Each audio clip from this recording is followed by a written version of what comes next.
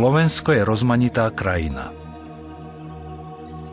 Na severe sa rozprestierajú pohoria s rozsiahlými lesmi.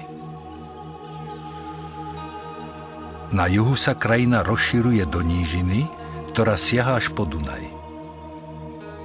Dnes tvorí rieka hranicu s Rakúskom a Maďarskom.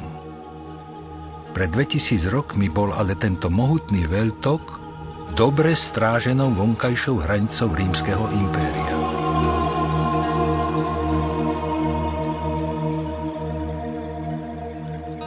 V roku 6 po Kristovi prekročil rímsky vojvodca a neskorší cisár Tiberius v blízkosti dnešnej Bratislavy rieku Dunaj.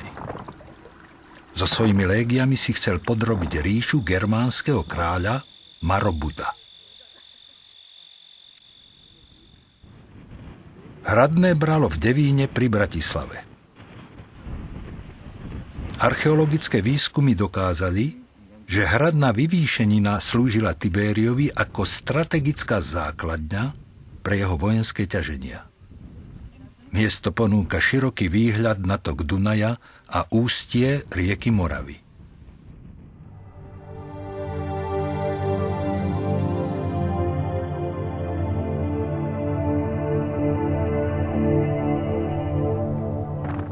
Povstania v inej časti ríše však prinútili Tiberia stiahnuť svoje oddiely z tejto oblasti.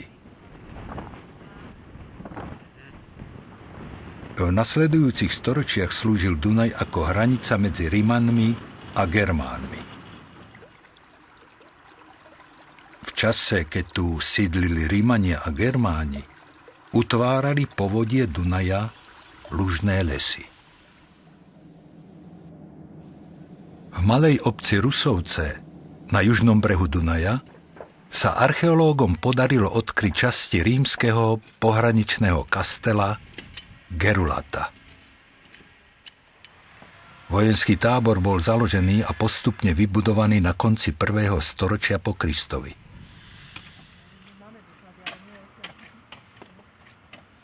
Spočiatku tu bola umiestnená rímska pechota, no od 2. storočia strážila hranicu jazdecká jednotka.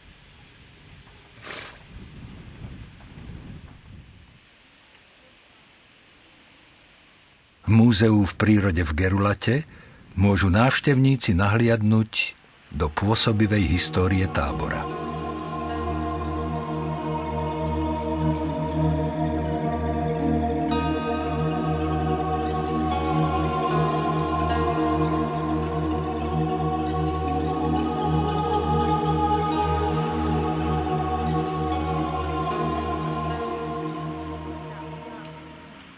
Múzeum mesta Bratislavy realizuje v Rusovciach archeologické výskumy. Pretože antické pamiatky ležia často pod modernou zástavbou, je dôležitá spolupráca s miestnymi stavebnými firmami.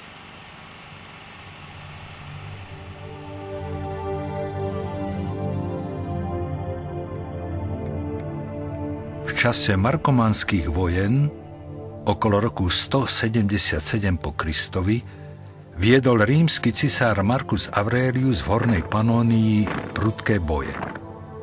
Rímske oddiely prenikli ďaleko na germánske územie. Na Slovensku sú doložené početné vojenské tábory z tohto obdobia. Aj rímsky vojenský tábor pri Iži bol postavený za Marka Aurelia. Ležal severne od Dunaja oproti legionárskemu táboru Brigecio. Na konci markomanských vojen bol pôvodný drevozemný kastel zničený. Po uzatvorení mieru tu Rimania postavili kamenný kastel, ktorý sa pravdepodobne volal Kelemancia. V neskoro antickom období, keď sa tlak Germánov na dunajskú hranicu stále zvyšoval, slúžili bastiónové veže ako dodatočná ochrana. Už roky skúmajú archeológovia túto rímsku pamiatku. Nálezy a výsledky výskumov ponúkajú zaujímavý pohľad na dejiny Európy. S kvádmi, ktorí sídlili severne od Dunaja, existovali dlhý čas priateľské kontakty. Národné múzeum v Bratislave uchováva početné nálezy, ktoré dokladajú intenzívnu výmenu medzi Rímskou ríšou a Germánmi.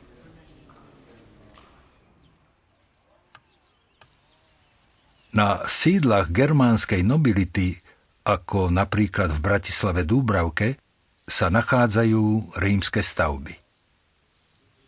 Tu sa archeológom podarilo odkryť kúpele, postavené v rímskom štýle.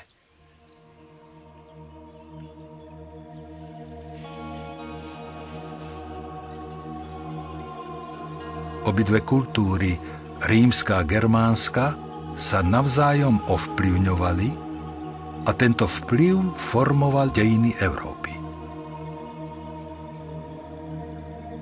Kontakt kultúrnych okruhov sa dá obzvlášť dobre doložiť na hraniciach.